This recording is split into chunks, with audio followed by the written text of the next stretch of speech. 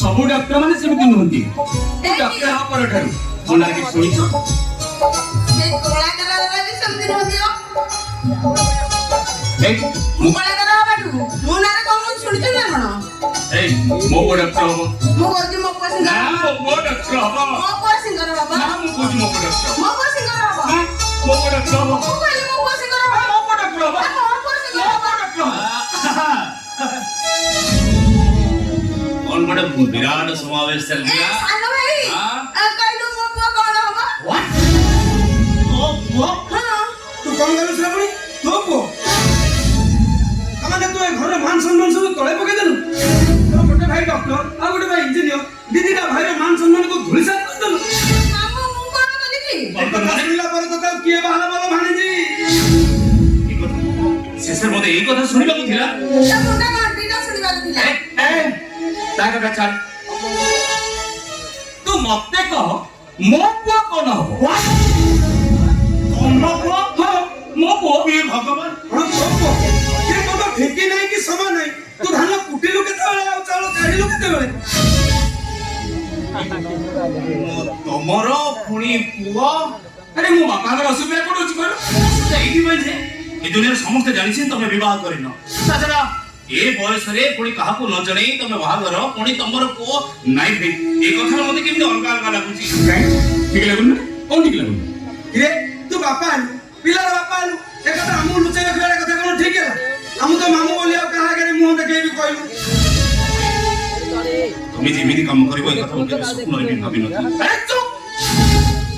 ଆରେ ମୂର୍ଖ, ମୋ ପୁଅ ମାନେ ମୁଁ ଆମ ପୁଅ କଥା କହୁଥିଲି।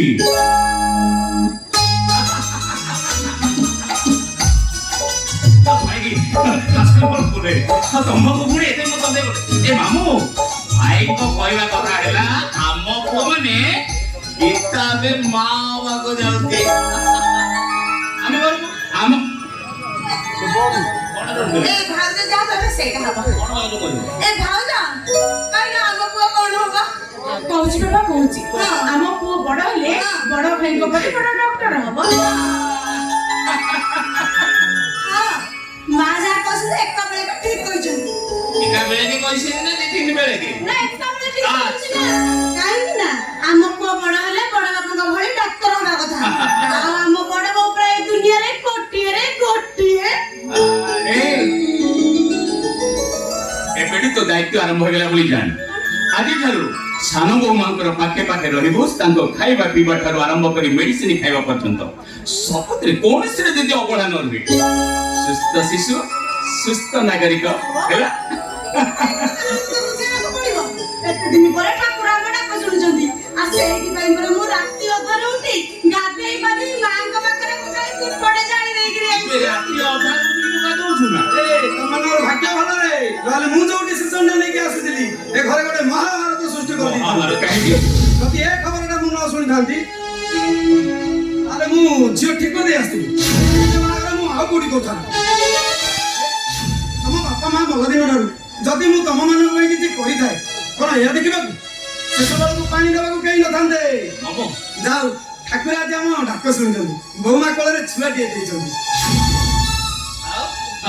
ଛୁଆ ଦେଇଛନ୍ତି କଣ ଖୁସିରେ କିଛି ଗୋଟେ ହବ ନା ନାଇଁ? ହବ ନିହାତି। କଣ ହବ? ଖୁସିରେ ମୋ ସାଙ୍ଗମାନଙ୍କୁ ଗୋଟେ ସୁଗାର ଫ୍ରି ବି ଦେବାନି। ମାମୁଁ ମୋତେ ଗୋଟେ କଥା କୁହ, ସୁଗାର ଫ୍ରି କଣ ସେଥିରେ ଖାଲି ସୁଗାର ଫ୍ରି ତମ ସାଙ୍ଗମାନଙ୍କୁ ସମସ୍ତଙ୍କୁ କଣ ଡାଇବେଟିସ୍ ହେଇଯାଇଛି ନା? ବୋଉମା ମୋ କଥା କେବେ ଧରିବନି। ତମେ ତ ଏଇ 2-3 ବର୍ଷ ହେଲା ଘରକୁ ଆସିଛ। ଆଉ ଏମାନେ ସବୁ ଏଡ଼ିକି ବକେଟେ ବକେଟେ ହେଇଛନ୍ତି। ମୁଁ ଯେତେବେଳେ ଘରକୁ ଆସିବି ମାମୁଁ ମାମୁଁ କହି ମୋ ଜମାର ପଛ ଛାଡ଼ିବିନି। ଆଉ ଗୋଟେ ହସ କଥା ଶୁଣିବ ବୋଉମା, ଦିନେ କଣ ହେଇଛି ମୁଁ ଘରକୁ ପହଞ୍ଚିଲା ବେଳକୁ ମୋ ଭଉଣୀଟା ରୋଷେଇ ଘରେ ରୋଷେଇ କରୁଥାଏ। ଆଉ ୟାକୁ ବସେଇ ଦେଇଥାଏ ବାରଣ୍ଡା। ଇଏ ତାର ହକି ଦେଇଛି ଆଉ ତାକୁ ଚକଟି ମୁଁ ତ ହାଁ ହାଁ କରି ଯେମିତି ଉଠେଇବାକୁ ଯାଇଛି ସେ ତ ମୋ ମୁହଁରେ ପୁରା ନେସି ଦେଇଛି ଆଉ। ଆଚ୍ଛା ମାମୁଁ ଯୋଉ ମୁହଁରେ ଲେସିଥିଲି ନା କୋଉଠି କୋଉଠି କଣ ନାଇଁ ସେଥିରେ ପୁରା ପାଟିରେ ବି ପଡେ। ସେଇ ହଗୁରା ଗାଣ୍ଡି ଆଜି ଇଞ୍ଜିନିୟର। ରାତି ମୋ ଛାତି କୁଣ୍ଡେ ମୋଟ ହେଇଯାଉଛି ରେ। ଛାତି କୁଣ୍ଡେ ମୋଟ ହେଇଯାଉଛି। ହଉ ପିଲାମାନେ ତମେ ଗୋଟେ କଥା ଭାବିବ, ଯଦି ମୁଁ ତମମାନଙ୍କ ପାଇଁ କିଛି କରୁଥାଏ ତାହେଲେ ଭଲ ପାଇଁ କରୁଛି, ଭଲ ପାଇଁ କରୁଛି। ଆସୁଛି ପିଲାମାନେ। ସୂର୍ଯ୍ୟ ମୁଁ ବି ଆସିଛି, ମୋର ଗୋଟେ ଅପରେସନ ଅଛି। ଆସିଛି ଆଁ? ବଡ ବାବୁ ସଜନା ଛୁଇଁ ଟିକେ ଆଣିବ। କଣ ଆଣିବେ? ବାବୁଣି ମୁଁ ଗୋଟେ ଫୋନ କରିଥିଲି, ମତେ ବଞ୍ଚେଇ ଦିଅ। କଣ? ବାବୁ କହିଥିଲେ ଚା କରିବାକୁ, ମୁଁ ଗ୍ୟାସରେ ବସେଇ ଦେଇଛି। ଏବେ ଚା କରିବାକୁ ବାବୁ କହିଦେଲେ ଚା ପିଇବାକୁ।